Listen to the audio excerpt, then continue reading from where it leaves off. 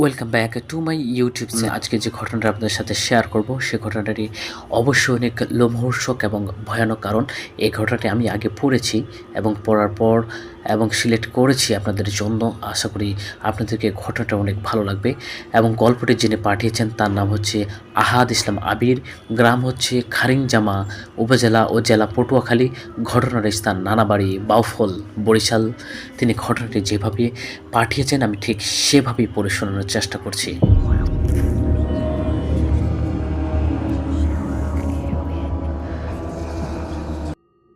2012 সালের এক বর্ষাকালীন রাত। চারিদিকে ঝমঝম করে বৃষ্টি পড়ছে, বিদ্যুৎ মাঝে মাঝে ঝলকে উঠছে, আর কোথাও দূর থেকে যেন রাতে রাতের কুকুরের কান্না ভেসে আসছে। আমি আহাদ ইসলাম আবির তখন বাউফল, বরিশালে আমার নানা বাড়িতে। সঙ্গে ছিল আমার মা এবং দুই মামা, কবির ও আলতাব। এই রাতটা যে আমাদের জীবনের সবচেয়ে ভয়াবহ স্মৃতি হয়ে থাকবে তা আমরা কেউ জানতাম না। বর্ষাকালে পরিত্যক্ত পুকুর ও খালগুলোতে মাছ উঠে আসে।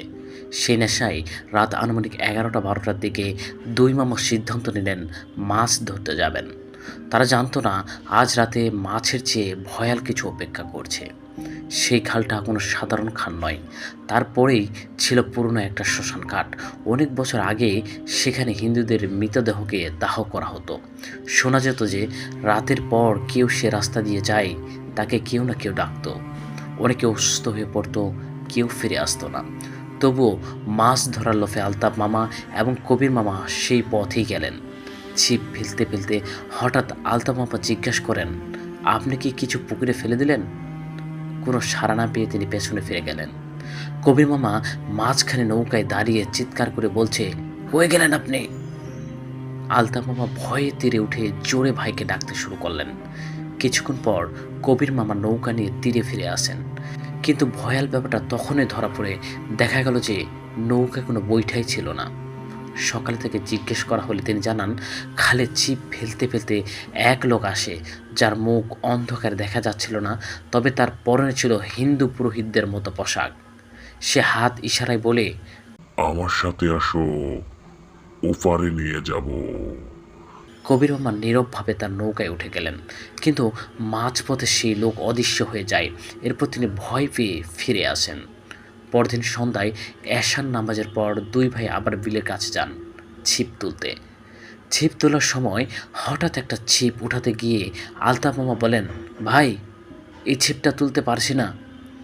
দুইজন মিলে ছিপটাকে যখন টেনে তুলে আনলেন, দেখেন ছিপের কাঁটায় লেগে আছে মানুষের পচা অর্ধেক একটা হাত। সে হাত দেখে বুকের ভেতর কাঁপুনি ধরে ওঠে। ভয়ে তারা ছিপ ছুঁড়ে ফেলে দিয়ে বাড়ির দিকে দৌড়াতে শুরু করে। তখনই দেখে শ্মশান ঘাটে কিছু লোক সাদা কাপড় পরে গোল হয়ে দাঁড়িয়ে আছে, আর মাঝখানে একজনের দেহ পোড়ানো হচ্ছে, কাঠে আগুন লাগাচ্ছে সেই লোক যে আগের রাতে দেখা গিয়েছিল সেই মহাপণ্ডিত। যার দেহ পড়া হচ্ছিল তার পুরো শরীর দেখা যাচ্ছিল না, কেবল একটি হাত ঝুলেছিল আগুনের বাইরে, আর সেটি ছিল সেই হাত যেটা তারা কিছুক্ষণ আগে ছিপে পেয়েছিল। দুজনে স্তব্ধ। পিছন থেকে একটি ভয়াবহ কণ্ঠ বলে ওঠে, কই যাস তোমরা? আমার মেহমান তোরা, আয় আয় আমার কাছে। পেছনে তাকিয়ে তারা যা দেখল তা যেন দুঃস্বপ্নেও কেউ দেখার ইচ্ছে করে না। সেই পুরোহিত যার অর্ধেক মুখ পুড়ে কুৎসিত, আরেক পাশে কিছু নেই বললেই চলে, জীব ঝুলছে মাটির পর্যন্ত, হাসছে বিকৃতভাবে। দুজনে পালাতে পালাতে আলতাফ মামা হঠাৎ পড়ে যান, মাথায় আঘাত পেয়ে অজ্ঞান হয়ে যান। কবির মামা বাসা থেকে ছুটে এসে তাকে উঠোনে পড়ে থাকতে দেখে ঘরে তুলে আনেন। 4 দিন পর জ্ঞান ফিরে। জিজ্ঞেস করা হলে তিনি বলেন, তুমি তো বলছিলে আমার শরীর ভালো না, আমি যাচ্ছি না, তাহলে তুমি আমার সঙ্গে গেলে কিভাবে? কবির মামা স্তব্ধ। তিনি আদৌ জাননি সেখানে সে রাতে তাদের মা, আমার নানি তখন বলেন, এই শ্মশান ঘাটে তোমার দাদাও একবার গিয়েছিলেন, ফিরে আসেননি। অনেক বছর আগে জায়গাটা পরিত্যক্ত করে দেয় গ্রামের লোকজন। সন্ধ্যার পর কেউ আর ওদিকে যেত না। অমীমাংসিত প্রশ্ন, আসলে কে ছিল সেই পণ্ডিত? তার মুখ ছিল বিকৃত, চেহারা অসম্পূর্ণ। সে কি মানুষ ছিল নাকি অন্য কিছু? কে ছিল সেই কবির যে মাঝরাতে আলতাফ মামার সঙ্গে বিলের ধারে ছিল? যখন আসলো কবির তখন সে ঘুমাচ্ছিল। ছিপে লেগে থাকা সেই পচা হাত কোথা থেকে এলো? যে লোককে দাহ করা হচ্ছিল তার হাতই কীভাবেই বা ছিপে পাওয়া গেল? পণ্ডিত কেন বলছিল আমার মেহমান? সে কি প্রতি 10 বছরে একবার কাউকে ডাকে, প্রাণ নিতে চায়? 10 বছর আগের ঘটনার পুনরাবৃত্তি কেন হলো? নানি বলছিলেন দাদার সঙ্গে এমন কিছু হয়েছিল, তবে কেন এমন হয়েছিল, কেন এখন আবার হলো? চলুন অমীমাংসিত প্রশ্নের উত্তরগুলো খুঁজে দেখি। কে ছিল সেই পণ্ডিত? সেই পণ্ডিত মানুষ ছিল না, সে ছিল একজন অশরীরী আত্মা, যাকে বলা হয় কার্মিক আত্মা। সে জীবিত অবস্থায় শাস্ত্রীয় নিয়মে দাহ হয়নি। 1971 সালে সেই শ্মশান ঘাটে এক বৃদ্ধ পুরোহিত, যিনি গ্রামের হিন্দু সম্পদের প্রধান, পাকিস্তানি বাহিনীর হাতে নির্মমভাবে খুন হন। তার মৃতদেহ নদীতে ভাসিয়ে দেওয়া হয় ধর্মীয় ক্রিয়াকলাপ ছাড়াই। এই আত্মা চিরকাল অভিশপ্ত হয়ে সেই শ্মশান ঘাটে আটকে পড়ে, আর আত্মা চায় কেউ যেন তাকে পুনরায় দাহ করে পরিত্রাণ দেয়।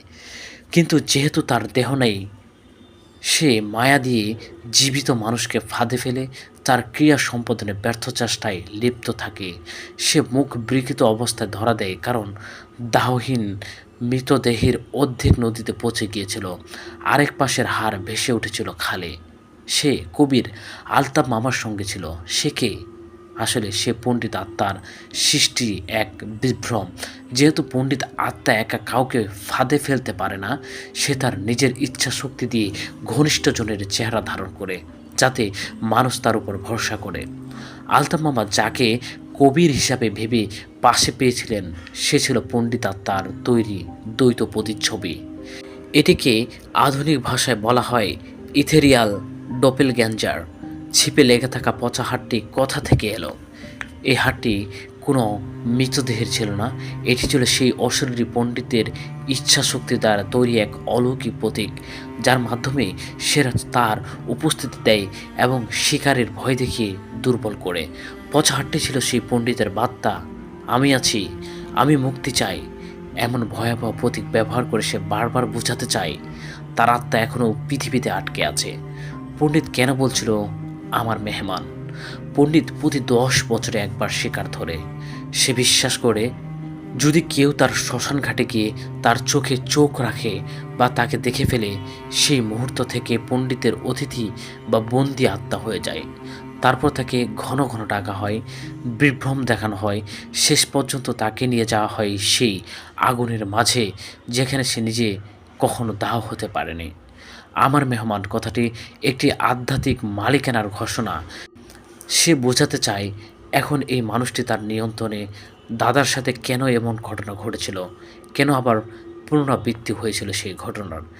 এই শ্মশানঘাটে পণ্ডিত আত্মা একাই নয়, তার সঙ্গে রয়েছে আরও কয়েকটি আবদ্ধ আত্মা, যারা ওই এলাকায় দাহহীন এবং অসম্পূর্ণ দাহের শিকার হয়েছে।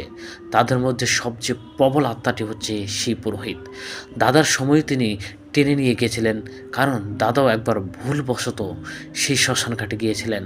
তখন তাকে দেখা যায়নি, কিন্তু তিনি হঠাৎ নিখোঁজ হয়ে যান। এই আত্মা প্রতি 10 বছরে একবার শক্তিশালী হয়, কারণ তখন পূর্ণিমা পড়ে বর্ষাকালে এবং তখনই খালে পানি উঠে আসে। সেখানে এক সময় মৃতদেহ ভেসে গিয়েছিল। এই বিশেষ চক্রে সে আবার কাউকে টেনে আনে, কারণ সে চায় আত্মিক পরিত্রাণ। শেষে মা, নানি ও পরিবারের এক বয়স্ক সদস্য পুরনো দলিলপত্র ঘেঁটে জানতে পারেন এই পণ্ডিতের নাম ছিল ভাস্কর চরম দে। যিনি স্বাধীনতা যুদ্ধের সময় ধর্মীয় কারণে পুড়িয়ে মারা হয়েছিল। তাকে একসময় জ্যান্ত দাহ করা হয়েছিল শ্মশানে, যাতে তার আত্মা কেবল প্রতিশোধ নয়, বরং ধর্মীয় মুক্তির আকাঙ্ক্ষায় কাতর হয়ে ওঠে। পরিবার সিদ্ধান্ত নেয় একটি গোপন তন্ত্রমস্ত বিশিষ্ট পুরোহিত ও হিন্দু সাধুকে দিয়ে সেই স্থানটি শুদ্ধ করে পবিত্র দাহকর্ম সম্পাদন করা।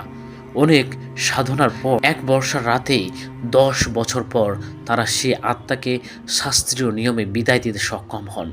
এরপর থেকে কেউ সেই শ্মশানঘাটটি পণ্ডিতের দেখা পায়নি, তবে শেষে শুধুই এই বাক্যটি লেখা থাকে, জীবনের সব প্রশ্নের উত্তর হয়তো মিলে যায়, কিন্তু যে একবার মৃত্যু আর অশান্তির মাঝপথে পা দেয়, তার কাছে বাস্তব আর বিভ্রম একই থাকে।